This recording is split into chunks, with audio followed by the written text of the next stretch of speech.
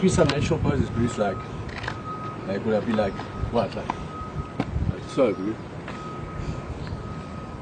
Je suis une fois allé visiter des amis dans un pays africain. Nous étions assis dans un restaurant, sorte de cabaret avec boîte de nuit incorporée. Quand nous vîmes soudain un jeune homme bien habillé faire son entrée spectaculaire. Le monsieur avait un entourage bien constitué. Des femmes, des hommes, des filles en pyjama. Enfin bref, animés d'un zèle inouï, ils étaient manifestement là pour s'amuser. J'étais là et j'observais, je me disais bon, pourquoi ne pas se faire plaisir de temps en temps. Vie est courte, n'est-ce pas? Let me see mine. C'était la fête, la bouffe, le zouk, le grand show. Le monsieur était animé d'un esprit salomonesque.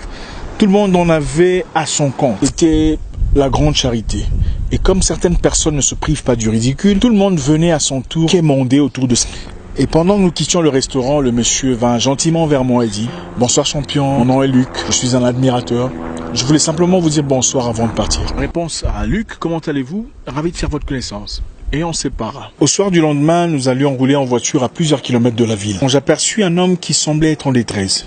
Il avait l'air désemparé à côté d'une belle voiture visiblement en panne. Le monsieur nous arrêta et dit excusez-moi, j'ai un petit problème. Ma voiture est tombée en panne. Est-ce que vous pourriez m'aider? Alors c'est là que je l'ai reconnu. C'est le monsieur que j'avais vu hier en train de faroter, d'acheter du champagne et tout ça.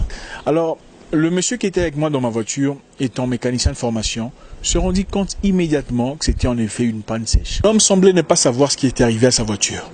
Quand mon ami, l'homme qui était avec moi, un mécanicien de formation, vite s'aperçut que c'était en effet une panne sèche. Alors le mécano lui dit mon ami, t'inquiète pas, c'est juste une panne sèche. Tu achètes le carburant, tu mets dans la voiture et tu pars. Il dit une panne sèche. Ah là là. Eh ben écoutez, excusez-moi, j'ai vraiment des difficultés, j'ai pas d'argent. Est-ce que vous pouvez m'aider à, je sais pas, à $20 peut-être pour acheter quelques litres. Je lui dis au monsieur, tu t'appelles Luc, c'est ça? Il dit oui, comment vous connaissez? Je lui dis, mais Luc, on s'est rencontrés hier soir, dans la fête, tu t'en souviens? Tu as acheté du champagne, 13 bouteilles de champagne, et le DJ appelait inlassablement ton nom. Qu'est-ce qui s'est passé? Comment ça se fait que tu n'as pas d'argent? Ah non, tu vois, champion, excuse-moi, j'ai dit, attends, Luc, la voiture, elle t'appartient? Il dit oui, c'est ma voiture. Mais Luc, tu as une voiture de ce genre, mais tu es incapable d'acheter du carburant. Tu trouves pas qu'il y a quand même incohérence quelque part?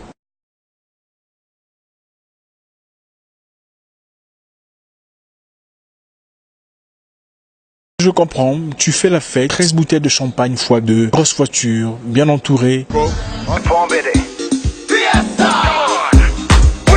Mais pas d'argent pour acheter du carburant. Alors je lui dis gentiment, mon ami, au nom de toute la compassion que je pourrais avoir pour vous, allez vous faire foutre. Beaucoup de personnes vivent au-delà de leurs moyens financiers. Et ils le savent, mais prient pour que Dieu leur envoie une grosse somme pour commencer une entreprise. Trop de gens dépensent beaucoup trop d'argent dans des activités futiles, dans des œuvres inutiles. Vous n'avez pas assez de réserves en banque, ne gaspillez pas votre argent dans des montres Dior, chaussures Louboutin, sacs, machin chose. Beaucoup de personnes ne progressent pas dans la vie parce qu'ils n'ont même pas de beaucoup. Comment voulez-vous progresser si vous n'avez absolument rien? Vous ne créez pas rien avec rien. La maturité, c'est aussi savoir faire des épargnes. Nous avons tous des grandes ambitions, des rêves, des objectifs. Mais comment comptez-vous matérialiser ces choses? Comment comptez-vous cristalliser ces idées sans argent? J'ai vu des gens percevoir leur salaire à la fin du mois et à partir du 10, commencer déjà à prier pour que la fin du mois prochain arrive. Non pas parce qu'ils ont d'innombrables dépenses nécessaires, mais parce qu'ils vivent chaque mois une vie au-delà de leurs moyens.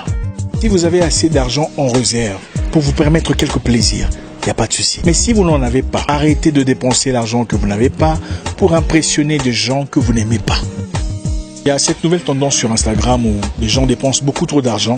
Certains prennent des crédits d'ailleurs pour aller manger dans des restaurants huppés de la place, aller à la mer, prendre des photos dans des yachts pour mettre sur Instagram et impressionner les gens. C'est incroyable. Regardez, les blancs qui font ces genres de photos dans des yachts et les mettent sur Instagram sont presque tous sponsorisés par les entreprises.